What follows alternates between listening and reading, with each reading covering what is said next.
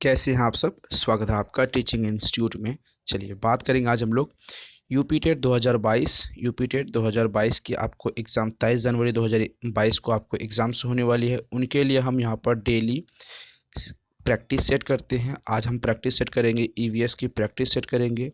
ये ईवीएस की practice set most important 30 question यहाँ पर हम आपके लिए ढूंढ के लाए हैं। ऐसे क्वेश्चन जो एग्ज़ाम्स में लगातार पूछे गए हैं और आने वाले एग्ज़ाम्स में पूछे जाएंगे। आप क्वेश्चन का लेवल देख सकते हैं सभी टॉपिक से, यानी यहाँ पर संविधान से टॉपिक है, यहाँ पर पर्यावरण से संबंधित है, यहाँ पर जल से संबंधित है, जितने भी फिजिकल बॉडी से संबंधित है, जितने भी क्वेश्चन एग्ज़ाम्स में आते हैं, जिन जिन टॉपिक्स हो सभी टॉपिक्स पे हम यहाँ पर 30 क्वेश्चन कवर करेंगे।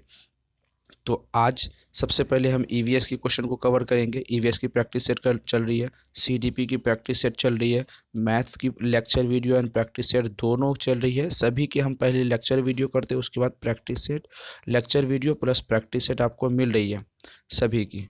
उसके बाद हिंदी की आपको मिल रही है, इंग्लिश की मिल रही है। सभी टॉपिक पर आपको 150 में से 130 प्लस मार्क्स हम लाने की यहाँ पर आपको गारंटी इसलिए लेते हैं कि ताकि आप बेहतर तरीके से पहले तैयारी कर लीजिए। जैसे कि आपको नोट्स लेनी चाहिए, नोट्स ले लीजिए, उसके बाद आप हमारे लेक्चर वीडियोस देखिए, उसके बाद प्रैक्टिस सेट में भाग लीजिए। 130 प्लस मार्क्स आपके 100% आएंगे, इसमें कोई शक नहीं है। तो नोट्स लेने के लिए 7634993536 नंबर पर आप व्हाट्सअप करके कंप्लीट नोट्स ले सकते हैं। तो आज जो हमारी प्रैक्टिस सेट नंबर है वो 30 में से आपको मिनिमम 25 कवर करने हैं, क्योंकि जितने भी हम यहाँ पर क्वेश्चन लाए हैं लगभग सभी क्वेश्चनों के लिए, सभी क्वेश्चनों का हमने लेक्चर वीडियोस आपको प्रोवाइड कर दिए हैं। अगर आप लेक्चर वीडियोस देखना चाहते हैं तो आपको इस वीडियो के डिस्क्रिप्शन बॉक्स में जाएंगे तो वहाँ पर आपको लेक्चर वीडियो की प्लेलिस्ट मिल जाएगी, या फिर आप चैनल के प्लेलिस्ट में जाएंगे, प्लेलिस्ट में जाके आपको वहाँ पर सभी वीडियोस मिल जाएगी। तो चलिए आज का पहला क्वेश्चन शुरू करते हैं। देखिए क्वेश्चन का लेवल आप देख सकते हैं। किस राष्ट्रीय उद्यान को पूर्व में हेली राष्ट्रीय उद्यान कहा जाता है? जिम कॉर्बेट राष्ट्रीय उद्यान, राजाजी राष्ट्रीय उद्यान, दुधवा राष्ट्रीय उद्यान, इनमें से कोई नहीं। ऐसे कौन से राष्ट्रीय उद्यान हैं जो पहले हेली के नाम से उसे जाना जाता था, आपको यहाँ पर बताने हैं। तो चलिए इसका राइट आंसर बताइए। इसका right answer option number A हो जाएगा, जिम कॉर्बेट राष्ट्रीय उद्यान, जिसको पहले हेली राष्ट्रीय उद्यान के नाम से जाना जाता था। अगर इसकी स्थापना की बात अगर हम करें तो 1935 में इसकी स्थापना हुई थी। कब हुई थी? जिम कॉर्बेट राष्ट्रीय उद्यान की स्थापना 1935 में हुई थी। ठीक है। अगर यहाँ पर बात करें तो 1947 में, कब? 1947 में इस राष्ट्रीय उद्यान का नाम राम गंगा राष्ट्रीय उद्यान रखा गया था। याद रखेंगे, राम गंगा। अगर यहाँ पर आपसे और पूछे तो हेली राष्ट्रीय उद्यान या जिम कॉर्बेट राष्ट्रीय उद्यान का पहले नाम क्या रखा गया था? राम गंगा राष्ट्रीय उद्यान रखा गया था। लेकिन अगर हम यहाँ पर बात करें तो जिम कॉर्बेट राष्ट्रीय उद्यान इसका नाम कब रखा गया? जिम कॉर्बेट राष्ट्रीय उद्यान इसका नाम कब रखा गया? 1957 में इसका नाम रखा गया। अब यहाँ पर बात करें कि जिम कॉर्बेट राष्ट्रीय उद्यान कहाँ पर है, किसके लिए प्रसिद्ध है, कौन से चीज़ों के लिए प्रसिद्ध है। जिम कॉर्बेट राष्ट्रीय उद्यान की अगर हम यहाँ पर बात करें तो जिम कॉर्बेट राष्ट्रीय उद्यान कहाँ पर? उत्तराखंड में। वर्तमान में अभी जो उत्तराखंड में ये अवस्थित है। पहले ठीक है यूके में, यानी उत्तराखंड में ये अवस्थित है। अगर बात करें कि कौन से चीज़ों के लिए प्रसिद्ध है तो यह प्रोजेक्ट टाइगर के रूप में इसकी शुरुआत की गई थी। याद रखेंगे, टाइगर के रूप में इसकी शुरुआत की गई थी। अब मुझे नहीं लगता है कि जिम कॉर्बेट राष्ट्रीय उद्यान के संबंध में जो भी क्वेश्चन आपसे आने वाले एग्जाम्स में बनेंगे तो वो उसे आप कवर नहीं करेंगे, 100% उसे आप कवर करेंगे। चलिए इसी तरीके से हम डिटेल में डिस्कस करते हैं क्वेश्चन नंबर 2 को। क्वाशियोरकर नामक रोग डैश की कमी से होता है? Carbohydrate, protein, vitamin, iodine. ऐसी कौन सी विटामिन, प्रोटीन, आयोडीन, कार्बोहाइड्रेट है जिसकी कमी से क्वाशियोरकर नामक रोग होता है? चलिए इसका नाम आप बताइए क्या होता है। ऑप्शन नंबर आपके पास दिया हुआ है, तो राइट आंसर आपको बताने हैं। क्वाशोरियोकर रोग क्या है, पहले इसके बारे में जानेंगे। इस रोग को हम सबसे पहले किस नाम से, ये तो क्वाशोरियोकर रोग कहते हैं, इसको हम सूखा रोग भी कहते हैं। ठीक है, इसको हम सूखा रोग भी कहते हैं। जो बच्चे की प्रोटीन क्या होती है, जो बच्चों की प्रोटीन की कमी से होती है बच्चों में। जब बच्चे छोटे होते हैं तो उनमें प्रोटीन की कमी होती है, तो इसकी वजह से इस बीमारी का उत्पन्न होता है। अगर यहाँ पर बात करें कि इसके निजात क्या हो सकते हैं, इनके खाने पीने की भोजन में प्रोटीन की मात्रा को बढ़ानी चाहिए। भोजन में किसकी मात्रा को बढ़ानी चाहिए, प्रोटीन की मात्रा को बढ़ानी चाहिए। प्रोटीन की मात्रा संतुलित भोजन, संतुलित भोजन का मतलब होता है, कोई बच्चा था जो बहुत मोटाना चाहता था, मतलब अपने आप को खुद फिट नहीं मोटा होना चाहता था, वो सूखा बच्चा था। तो उन्होंने क्या किया, सिर्फ तेल में तना भुना सामान खाना शुरू कर दिया। फिर उनके बाद उनके शरीर तो मोटे हो गए, लेकिन उसके शरीर के अंदर बहुत सारी बीमारियां और भी उत्पन्न हो गई। यानी उसके शरीर में ताकत की कमी हो गई, मिनरल्स की कमी हो गई, प्रोटीन की कमी हो गई। लेकिन उसे तले भुने खाने से कार्बोहाइड्रेट तो मिल गए, लेकिन उसमें बहुत सारी चीज़ों की नहीं मिल पाई। तो यहाँ पर आपसे कहा जाता है कि डेली आप जो भी खा रहे हैं, हर वो चीज़ खाइए। जैसे आप दही भी दही खाइए, दूध खाइए। कुछ लोग क्या करते हैं, दूध से बनी हुई सामानों से परहेज करते हैं। ऐसा कुछ नहीं है। प्रोटीन आपको कहाँ से मिलेंगे, कुछ लोग अंडे नहीं खाते तो प्रोटीन कहाँ से मिलेंगे, कुछ लोग दाल नहीं खाते, कुछ लोग शाकाहारी होते हैं, कुछ लोग मांसाहारी होते हैं। तो ये प्रोटीन की कमी, सिर्फ प्रोटीन नहीं, बहुत सारे विटामिन, कैल्शियम मिनरल्स होते हैं जिनकी कमी लोगों को हो जाती है। इसीलिए संतुलित आहार होने चाहिए। संतुलित आहार मतलब होता है, संतुलित आहार मतलब ऐसा चीज़ें उसे होता है जो आप अलग अलग टाइम पे सभी कुछ खा रहे हैं। ठीक है, चलिए। रिएक्टर पैमाने से डैश की तीव्रता को नापी जाती है। ठीक है, यहाँ पर मिसिंग है। ठीक है, ज्वालामुखी, भूकंप, सुनामी, चक्रवात आपको बताने हैं। रिएक्टर पैमाने से आप किन चीज़ों को नाप सकते हैं। चलिए, इसका राइट आंसर ऑप्शन नंबर, कोई भी विद्यार्थी यहाँ पर सिंपल वे में अर्थक्वेक क्या, ठीक है, अर्थ क्विक को नापने के लिए हम रिएक्टर पैमाने का इस्तेमाल करते हैं, जिसको सिस्मोग्राफ के भी नाम से जानते हैं। ठीक है, सिस्मोग्राफ, सिस्मोग्राफ के भी नाम से इसको हम जानते हैं, याद रखेंगे। इसका प्रयोग कहते हैं, रिएक्टर पैमाने में 0 से 9 के अंक अंकित होते हैं। अगर आपसे यहाँ पर सवाल पूछा जाए, रिएक्टर पैमाने में जो अंक मान होते हैं वो कितने से होते हैं, 0 से 9 के बीच में अंकित मान होता है, तथा बढ़ा हुआ अंक पिछले अंक से 10 गुना अधिक तीव्रता की मानते हैं। अगर मान लीजिए 0 से 1 है, 1 से 2 है, 2 से 3 है, तो यहाँ से यहाँ जो गुना होगा वो 10 गुना मानी जाएगी। ठीक है, 10 गुनी मानी जाएगी, तभी 0 को 9 से 100 के बीच में हम इसे माप सकते हैं। मतलब यहाँ पर रिएक्टर स्केल में सिर्फ 0 से 9 तक मेंशन रहता है, लिखा रहता है, लेकिन इसकी अगर हम 10 गुना करें तो यहाँ पर 0 टू 100 के हम नाप सकते हैं। कॉन्सेप्ट क्लियर है। रिएक्टर स्केल में कितने की अंक दिया रहता है, 10।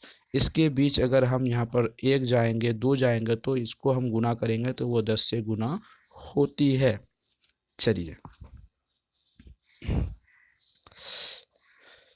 वन्य प्राणी सप्ताह प्रतिवर्ष मनाते हैं।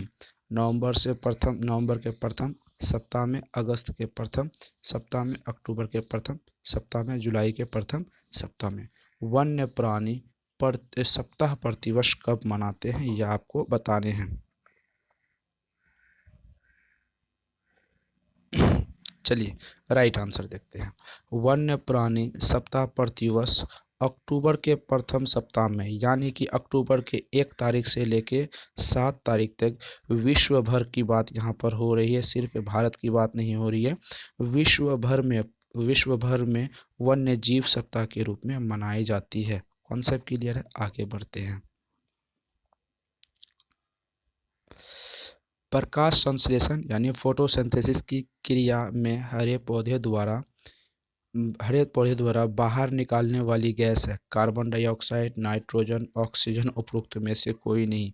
जब हम स्टैंडर्ड 2 से प्लस हो गए थे, यानी 2 क्लास से प्लस हो गए थे, या फिर कभी कभी क्या होती है, इंग्लिश स्कूल की बात करें तो क्लास 1 में ही हमें बता दी जाती है, तो क्या करते हैं वहीं पर हमें पता चल जाती है कि फोटोसिंथेसिस के माध्यम से हम क्या बाहर लेते हैं और क्या अंदर छोड़ते हैं। तो राइट आंसर आपको बताने हैं। चलिए राइट आंसर बताइए।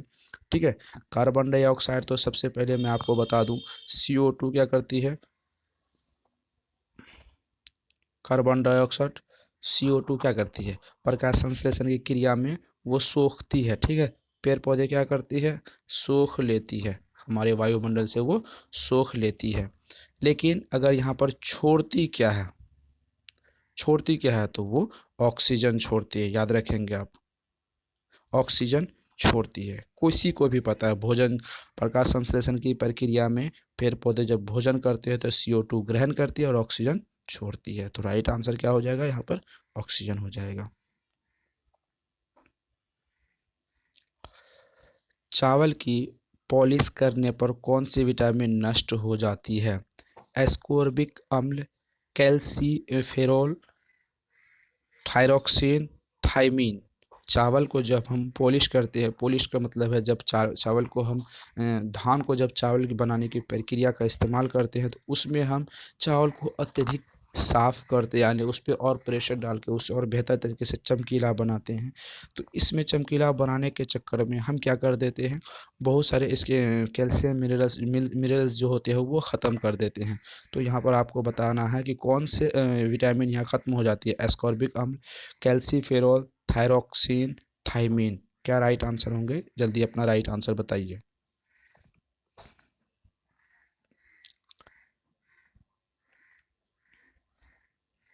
चलिए, अगर हम बात करें तो पॉलिश करते समय यहाँ विटामिन बी वन को हम क्या करते हैं? नष्ट कर देते हैं। बी वन का जो रासायनिक नाम है वो ऑप्शन नंबर यहाँ पर आपको डी दिख रहा होगा, थायमीन नाम है। याद है हमको बताए थे आपको, थायमीन। हमने आपको लेक्चर वीडियो जो विटामिन की सीरीज़ करा रहे थे तो वहाँ पर हमने आपको बताया था विटामिन थायमीन नाम से इसे हम जानते हैं। इसकी कमी से रोग के बारे में भी हम लोग बात करते हैं, थायमीन की कमी से रोग होने वाले। तो हम क्या बात करेंगे? बेरी बेरी, ठीक है, बेरी बेरी रोग हो जाती है। ठीक है, अगर हमें विटामिन की कमी से कौन से रोग होते हैं? विटामिन सॉरी, चावल को पॉलिश करने से हमें क्या अ, कौन सी विटामिन की नष्ट हो जाती है? बी वन हो जाती है। बी वन को हम किस नाम से जानते हैं? थायमीन के नाम से जानते हैं। ठीक है, थायमीन अगर कम हो तो यानी विटामिन कम हो तो हम कौन सी बीमारी हो जाएगी हमें? तो बेरी बेरी हो जाएगी। ठीक है, याद रखेंगे। कॉन्सेप्ट क्लियर होता चल रहा? चलिए आगे क्वेश्चन देखते हैं। लौक एवं केसर पौधे के किस भाग में प्राप्त होते हैं? जड़, तना, फूल, फल। लौक एवं सॉरी, यहाँ पर मिसिंग है, टाइपिंग मिसिंग है, और लौंग पूछा गया है। लौंग नहीं, लौंग एवं केसर पौधे के किस भाग से प्राप्त होते हैं, यहाँ पर आपको बताने हैं। लौंग एवं केसर की बात करें तो ऑप्शन नंबर यहाँ पर सी मिलेगा आपको, ऑप्शन नंबर सी, फल से प्राप्त होते हैं। लौंग और केसर, केसर पौधे के फूल, कली, यानी कली की बात हो रही है यहाँ पर, कली की बात हो रही है, कली से प्राप्त होते हैं। जो केसर भारत में जम्मू कश्मीर राज्य में सबसे ज़्यादा पाई जाती है। ठीक है, अगर बात करें तो केसर कहाँ पाई जाती है? जम्मू एंड कश्मीर में। ठीक है, अगर लौंग की बात करें तो लौंग कहाँ पाए जाते हैं सबसे ज़्यादा? केरल में। याद है आपको, केरल भारत का मसाले की राजधानी हम केरल को कहते हैं। केरल के लिटरेसी रेट आपको पता है 91%, यानी साक्षरता दर, सॉरी 91 की 94 है, मिसिंग है मुझे, 94 है शायद, थोड़ी मिसिंग है, प्रतिशत है। भारत में सबसे पढ़े लिखे लोग केरल में पाए जाते हैं, याद रखेंगे आप। चलिए क्वेश्चन आगे देखते हैं। क्वेश्चन आगे हमसे कहता है निम्न में से कौन सा उत्तराखंड राज्य का प्रतीक नहीं है? उत्तराखंड राज्य यानी कि उसका प्रतीक नहीं है। मोनाल, बुरांस, बाघ, स्कृति, कस्तूरी मृग कौन सा है जो उत्तराखंड राज्य का प्रतीक नहीं है? चलिए राइट आंसर बताइए आपके हिसाब से कि राइट आंसर क्या हो जाएगा। यहाँ पर बात करें तो आपके ऑप्शन होंगे सी, बाघ उत्तराखंड राज्य का प्रतीक नहीं है। तो क्या क्या प्रतीक है? राजकीय पक्षी, मोनाल की अगर हम बात करें तो राजकीय पक्षी हो जाती है, ठीक है। राजकीय, एक सेकंड,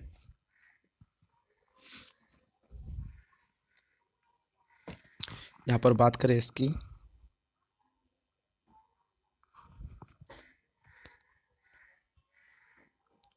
यहाँ पर बात करें तो जो बाघ होते हैं वो वहाँ के लिए कोई प्रतीक नहीं माने जाते हैं उत्तराखंड के लिए।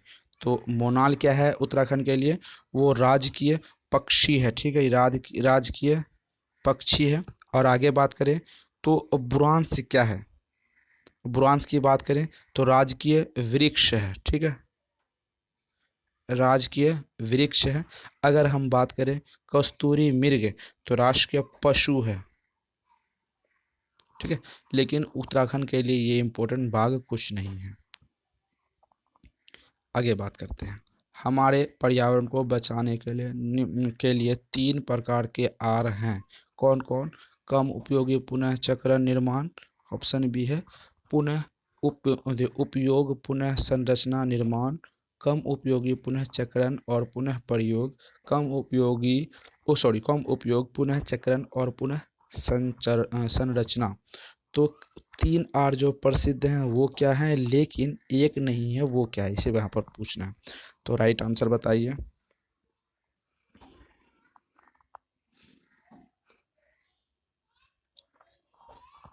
चलिए राइट आंसर क्या हो जाएगा ऑप्शन नंबर, यहाँ पर option number C right answer हो जाएगा। कम उपयोग पुनः चक्रण और पुनः उपयोग, ठीक है। ये आपसे आपके लिए 3 प्रकार की जो नीति का बयान दिया था। ये 3 प्रकार की नीति कब दिया था? पर्यावरण सुरक्षा अधिनियम जो पारित हुआ था पर्यावरण मंत्रालय के द्वारा 1992 में, 1992 में जो पारित हुआ था, वहाँ पर 3R का एक फॉर्मूला दिया गया था। 3R का फॉर्मूला अगर बात करें तो क्या होता है? R4, 3R का फॉर्मूला अगर बात करें तो R4 रिड्यूस, ठीक है, रिड्यूस यानी कम उपयोग, कम उपयोग। अगर हम बात करें तो R4 रीयूज, पुनः उपयोग, पुनः उपयोग। अगर बात करें रिसाइकल,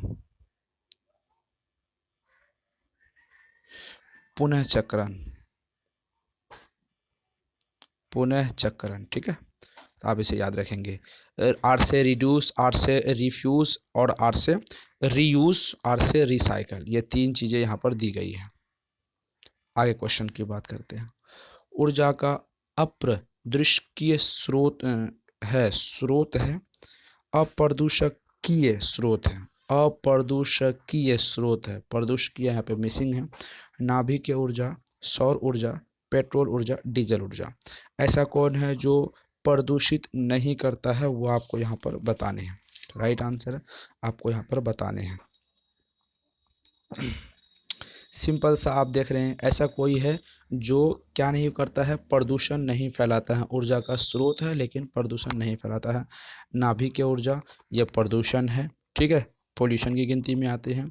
पेट्रोल गाड़ी में जलते हैं तो ये पोल्यूशन की गिनती में आती है। डीजल ये भी गाड़ी में जलते हैं, ये भी पोल्यूशन की गिनती में आती है।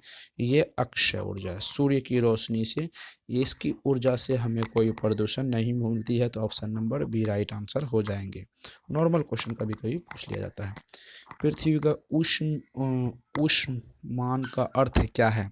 पृथ्वी का उष्यन का अर्थ क्या है? ग्रीन हाउस गैसों द्वारा पृथ्वी के तापमान में वृद्धि, समुद्र में ज्वार भाटा का आना, घने जंगलों से वायुमंडल के गैस उत्सर्जन, पवन ऊर्जा के कारण पृथ्वी के ताप में वृद्धि। उष्ण गर्म होना, यहाँ पर हीट की बात हो रही है, ठीक है, हीट की बात हो रही है। किसकी? पृथ्वी गर्म क्यों हो रही है, इसके बारे में आपको यहाँ पर बताने हैं।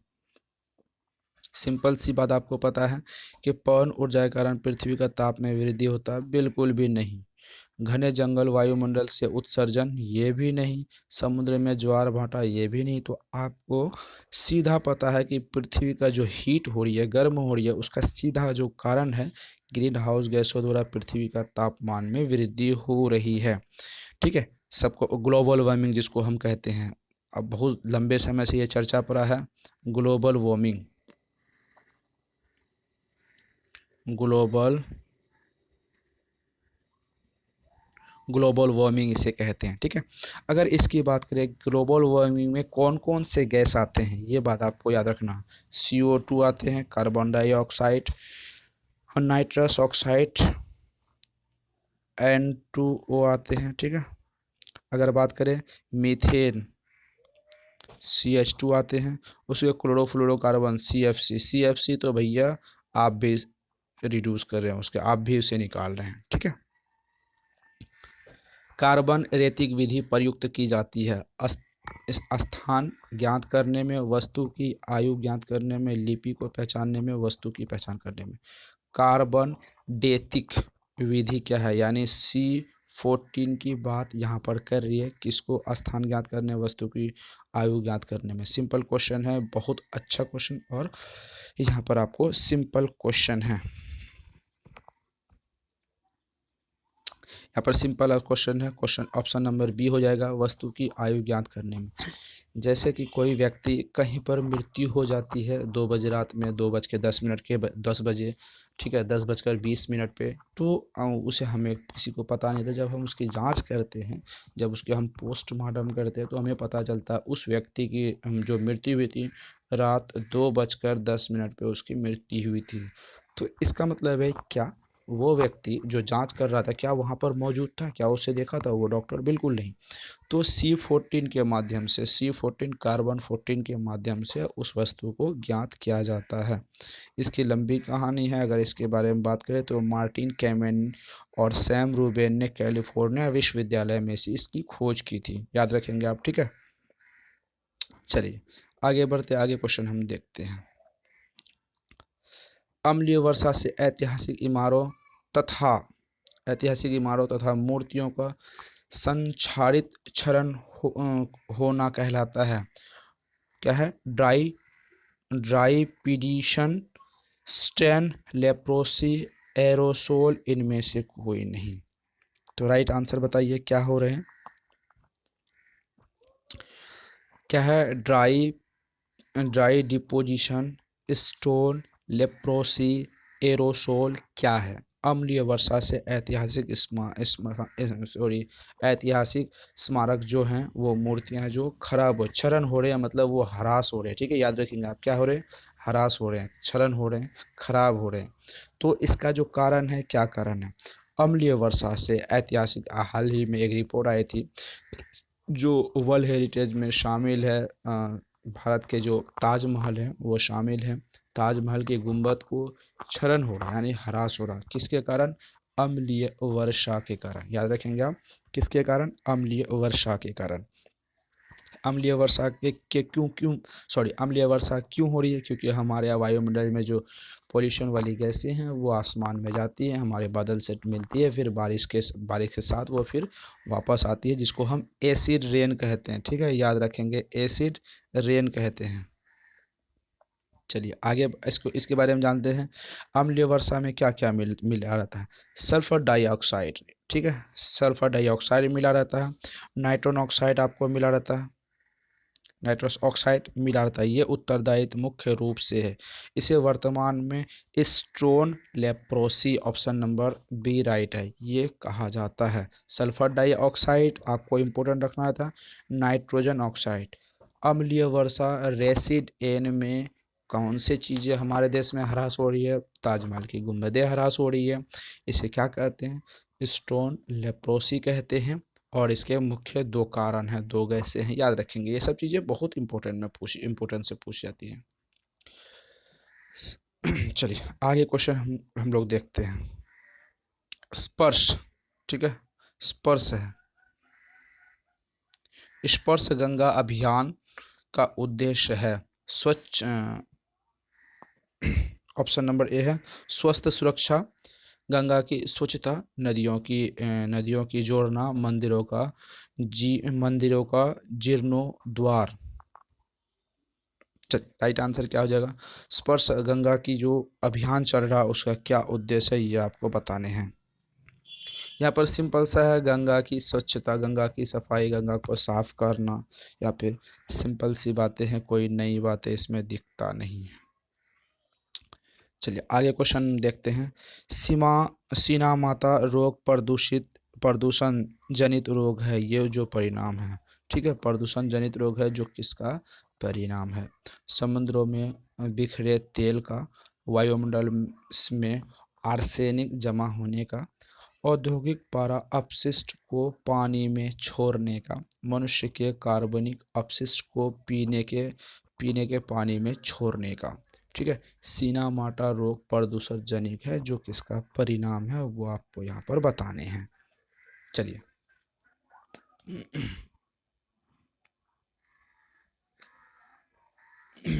चलिए इसका राइट आंसर ऑप्शन नंबर आपका सी हो जाएगा। औद्योगिक पारा अपशिष्ट को पानी में छोड़ने में सीनामाटा रोग हो जाते हैं जो प्रदूषण जनित है, जो जल के प्रदूषण का परिणाम है। औद्योगिक पारा अपशिष्ट को, यानी जो ऐसे पारा जो अपशिष्ट होते हैं उसे पानी में घुल नहीं ऑब्जॉर्ब नहीं हो पाते हैं, उसे छोड़ने से हो जाती है। अगर यहाँ पर बात करें तो इसे कौन सा रोग कहते हैं? सीनामाटा रोग कहते हैं, प्रदूषण जल जनित रोग है। ठीक है, अगर हम इसकी बात करें तो सर्वप्रथम इसे कहाँ पर पहला जो केस इसका देखने के मिला था वो कहाँ पर मिला था? जापान में पहला केस इसको देखने के लिए मिला था, याद रखेंगे। अंतर्राष्ट्रीय स्तर पर वन्य जीवों की सुरक्षा संस्था है IUCN, यूनिसेफ, IUPAC, WHO। अंतर्राष्ट्रीय वन्य जीव सुरक्षा क्या क्या है? यहाँ पर वन्य जीव सुरक्षा के बारे में पूछा गया है, याद रखेंगे आप। ठीक है,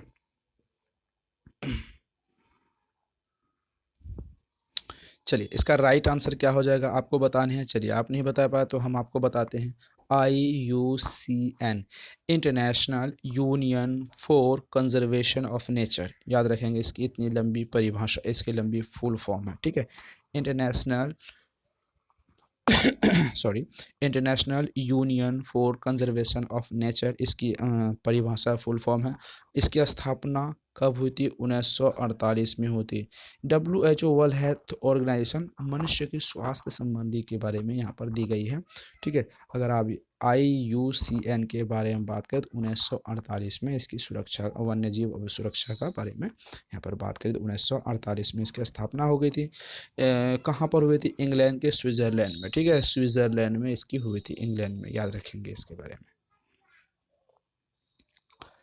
भारत के किस राज्य में पानी पंचायत प्रारंभ हुआ? केरल। सीटेट में क्वेश्चन पूछा गया था, ये यूपी टेट का क्वेश्चन है। ये क्वेश्चन कब कब पूछा गया था मैं आपको बता दूँ, सीटेट में और उत्तराखंड टीचिंग एग्जाम्स में ये पूछा गया था, याद रखेंगे आप। ठीक है, पानी पंचायत कहाँ आरंभ हुआ है? केरल, राजस्थान। आंसर उत्तर पहले भी आंसर लिख दिया गया है, यहाँ पे मिसिंग है।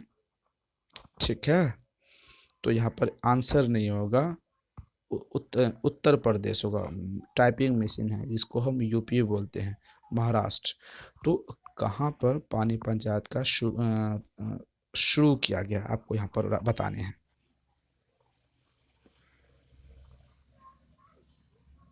चलिए इसका राइट आंसर होगा ऑप्शन नंबर यहाँ पर डी, राइट आंसर हो जाएगा। पानी पंचायत सर्वप्रथम महाराष्ट्र में शुरू की गई थी। कब की गई थी? 1972 में इसको शुरू की गई थी। बहुत लंबा समय हो गया, शुरू की गई थी महाराष्ट्र राज्य के।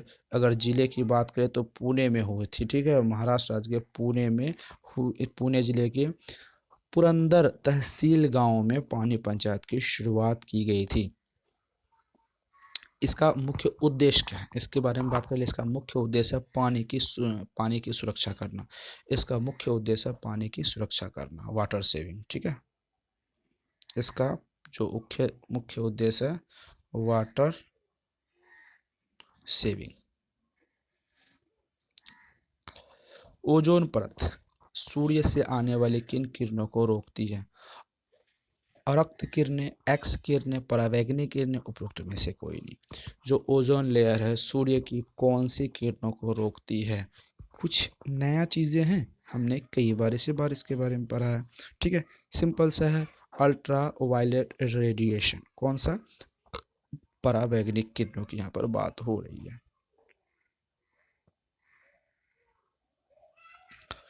संरक्षण या विनाश पुस्तक के लेखक है सरल वहन, Vandana Shiva, Jim Corbett, Erickson Corbett. संरक्षण या विनाश के लेखक कौन है, इसको आपको बताने हैं। ठीक है, इसका राइट आंसर ऑप्शन नंबर क्या हो जाएगा? ए। संरक्षण या विनाश का जो पुस्तक लेखन है सरला वहन ने लिखा है। किसने लिखा? सरला बहन ने लिखा है। ठीक है, कब लिखा इसके बारे में भी कभी कभी आपसे पूछ लिया जाएगा, तो आपको बताना 1989 में इसको लिखा गया। सॉरी।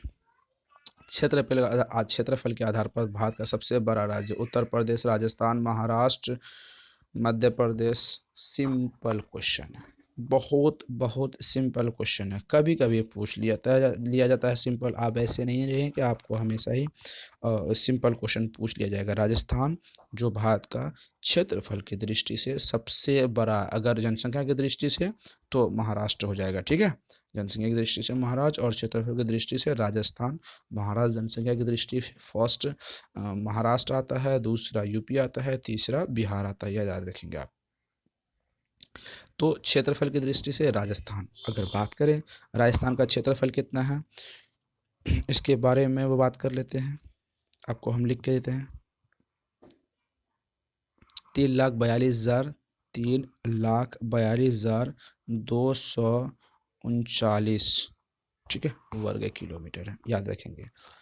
क्षेत्रफल की दृष्टि से भारत का सबसे बड़ा राज्य कौन है?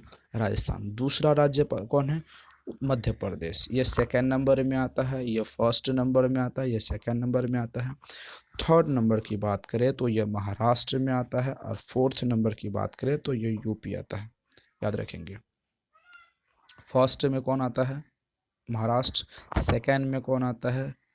मध्य प्रदेश। एक सेकंड में आपको अच्छी से बता दूं, Maharashtra second, sorry Madhya Pradesh third, और यूपी फोर्थ में आता है। 11 जुलाई मनाया जाता है विश्व स्वास्थ्य दिवस, विश्व जनसंख्या दिवस, अंतर्राष्ट्रीय महिला दिवस, विश्व जल दिवस। 11 जुलाई को मनाया जाता है, ये क्वेश्चन आपको बताने हैं।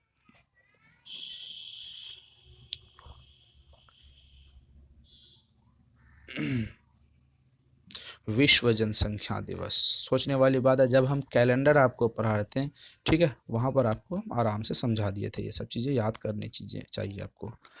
सन 1992 में पर्यावरण सुरक्षा से संबंधित प्रथम पृथ्वी सम्मेलन किस शहर में हुआ था? हेवग में, Rio de Janeiro, Washington, Stockholm में हुआ था। ये बात आपको बतानी है। 1992 में पर्यावरण सुरक्षा से संबंधित प्रथम पृथ्वी सम्मेलन कब हुआ था? रियो डी जेनेरो। बहुत बार आपको ईवीएस में ये क्वेश्चन आपको देखने के लिए मिल जाएगा। ये उत्तराखंड टीचिंग एग्जाम्स में पूछा था, ये यूपी टेट में पूछा था, ये बिहार टेट में पूछा था। तो ये क्वेश्चन ऐसे क्वेश्चन है वो पृथ्वी से संबंधित है। जो पृथ्वी से संबंधित है वो हमेशा आपको एग्जाम्स में पूछा जाएगा। ठीक है, तो चलिए इसके बाद में बात करते हैं कब पूछा गया था। 1992 को पूछा गया था। कब, कहाँ? रियो डी जेनेरो में। आगे बढ़ते हैं। भूमिगत जल स्तर को उनके प्राकृतिक स्तर पर पुनः लेने के लिए कौन सा उपाय सर्वथा उचित है? पारंपरिक फसलों को उगाना, धान और गन्ने के उगाने का क्षेत्रफल बढ़ाया जाना, पाताल तोड़ कुओं का अधिक निर्माण करना, औद्योगिकरण को बढ़ावा देना। भूमिगत जल को पुनः जल से भरने के लिए, जो जमीन के नीचे पानी है उसको, उसके लिए क्या करना ज़रूरी है? ये सवाल आपसे पूछा है। यहाँ पर right answer option number C हो जाएगा। पाताल कुएं का अधिक निर्माण करना, जिससे कि कुएं में पानी होगा तो पानी धीरे धीरे रिसाव होकर अपने पुराने स्तर पर पहुंच जाएंगे। यदि एक मेढक एक टिड्डे को खाता है तो ऊर्जा का स्थानांतरण होगा उत्पादन से अपघटक को, उत्पादन से प्राथमिक प्राथमिक उपभोक्ता को, प्राथमिक उपभोक्ता से द्वितीयक उपभोक्ता को, द्वितीयक उपभोक्ता को प्राथमिक उपभोक्ता को।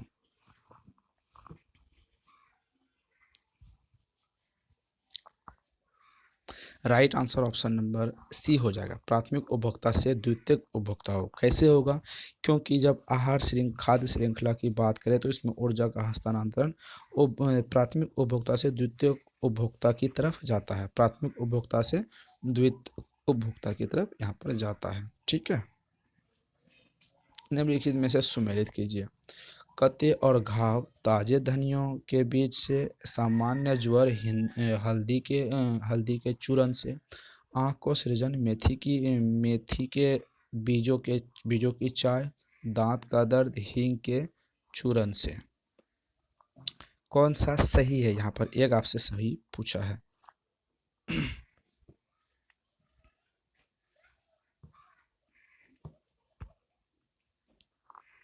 इस क्वेश्चन का राइट आंसर आपको कब देना है? इस क्वेश्चन का राइट आपको कमेंट सेक्शन में बताने हैं। देखेंगे कितने आप बेहतर कर पाते हैं। निम्नलिखित में से पृथ्वी पर कौन सा पारिस्थितिक तंत्र सबसे बड़ा है? रेगिस्तान, समुद्र जल, कृषि भूमि। सबसे बड़ा पारिस्थितिक तंत्र इनमें से कौन सा है? इकोलॉजी सिस्टम किससे बड़ा है? ऑप्शन नंबर आपको यहाँ पर बताने हैं। समुद्र। आपको पता है दुनिया भर में पूरी वर्ल्ड में 71% पानी है, 21% पृथ्वी है। तो पारिस्थितिक तंत्र में पृथ्वी से सबसे बड़ा हिस्सा कौन हो जाएगा? समुद्र हो जाएगा ना भैया, क्योंकि समुद्र 71% तो है। चलिए आगे क्वेश्चन देखते हैं। पर्यावरण एवं वन मंत्रालय भारत सरकार द्वारा पर्यावरण के क्षेत्र में दिए जाने वाला पुरस्कार है पर्यावरण मित्र, पर्यावरण छी, तिरुमित्र, वृक्ष मित्र। कौन सा पुरस्कार है आपको बताना है। इसका राइट आंसर सीधा हो जाएगा ऑप्शन नंबर डी, वृक्ष मित्र। कौन सा निम्नलिखित में से युग्म सुमेलित नहीं है? जय ट्रोफा बायोडीजल है, क्या है? रिगाल इमारती लकड़ी है, बांझ चारा, चीड़ लीसा। क्या इसमें सही नहीं है? आपको यहाँ पर बताने हैं। चलिए राइट आंसर बताइए। चलिए यहाँ पर ऑप्शन नंबर देखते हैं। जेट्रोफा बायोडीजल हमने पढ़ाया 29% दिन में होता है, तो ये सही है। ऑप्शन नंबर ये सही है। बांझ चारा ये भी सही है। चीड़ लीसा ये भी सही है। तो क्या गलत नहीं है? रीगल, यहाँ पर रिंगाल जो होते हैं वो इमारती लकड़ी बिल्कुल भी नहीं है। ये एक प्रकार की झाड़ी है, ये एक प्रकार की यहाँ पर झाड़ी है, याद रखेंगे झाड़ी है, लेकिन बांस की इमारत की लकड़ी नहीं है। इनमें से कौन सी प्रक्रिया को कौन सा युग्म पौधे से जंतुओं से अलग करती है? श्वसन तथा प्रजनन, माइकोन्ड्रिया तथा सेंड्रोम, क्लोरोफिल तथा रसधानी केंद्रक तथा कोशिकीय कला। क्या राइट आंसर होंगे आपको बताने हैं। अलग करता है। ऑप्शन नंबर यहाँ पर सी राइट आंसर हो जाएंगे, क्लोरोफिल तथा रसधानी। भोपाल गैस त्रासदी के कारण है अमोनियम, मीथेन, मिथाइल आइसोसाइनाइड। याद रखेंगे आपको यहाँ पर कई बार जब हम पढ़ा रहे थे आपको लेक्चर में, तो मिसाइल आइसोसाइनाइड 1984 में हुई थी। मिथाइल MIC इसको शॉर्ट में नाम रखेंगे, मिथाइल आइसोसाइनाइड जो हुआ था। लगभग उनमें से कितने, लगभग 4000 लोग सरकारी डेटा के अनुसार वहाँ पर मरे थे भोपाल गैस त्रासदी। चलिए ये थे हमारे मोस्ट इम्पोर्टेंट EVS के 30 क्वेश्चन। आपको कितने कवर कर पाए आपको यहाँ पर बताना है। मिनिमम 25 आपको कवर करने हैं। आपके बेहतर स्कोर करने के लिए आपको नोट्स लेनी चाहिए। नोट्स के लिए मैं नंबर बता दूँ 763499 3536 नंबर पर आप व्हाट्सअप करके 100% सफलता पा सकते हैं। टीचिंग इंस्टीट्यूट को सब्सक्राइब कर लेंगे, बेल आइकन को प्रेस करेंगे, वीडियो को लाइक एंड शेयर आप ज़रूर करेंगे। अब हमारे साथ बने रहें, आपको बेहतर तरीके से यहाँ पर बेहतर प्लेटफॉर्म मिलती है जहाँ की आपको बेहतर से बेहतर मार्क्स गेन करवाए जाते हैं। आपको लेक्चर वीडियोज़ देखने हैं, आपको उसके बाद लेक्चर वीडियोस देखिए, उसके बाद प्रैक्टिस सेट में भाग लीजिए। हमने आपके लिए सी डी पी के lecture video plus practice set चालू कर चुके हैं। ईवीएस के lecture video plus practice set चालू कर दे, हिंदी के कर चुके हैं, इंग्लिश के कर चुके हैं, मैथ के नॉमरिकल टेस्ट वगैरह सब चीज़ आपको मिल रही है। तो कैसा लगा सेशन आपको कमेंट सेक्शन में बताने हैं। आपको अपनी प्रतिक्रिया देनी है, आपको कैसा लगा, क्या इसमें बेहतर आपको समझ आती है या फिर समझ नहीं आती है। जो भी प्रतिक्रिया है आप व्हाट्सएप पे दे सकते हैं या फिर आप कमेंट सेक्शन में दे सकते हैं। तो आपका इंतज़ार रहेगा। तो फिर मिलते हैं अगले वीडियो में नए सेशन के साथ, नई अच्छी एनर्जी के साथ, नए बेहतर टॉपिक के साथ। तब तक के लिए थैंक यू।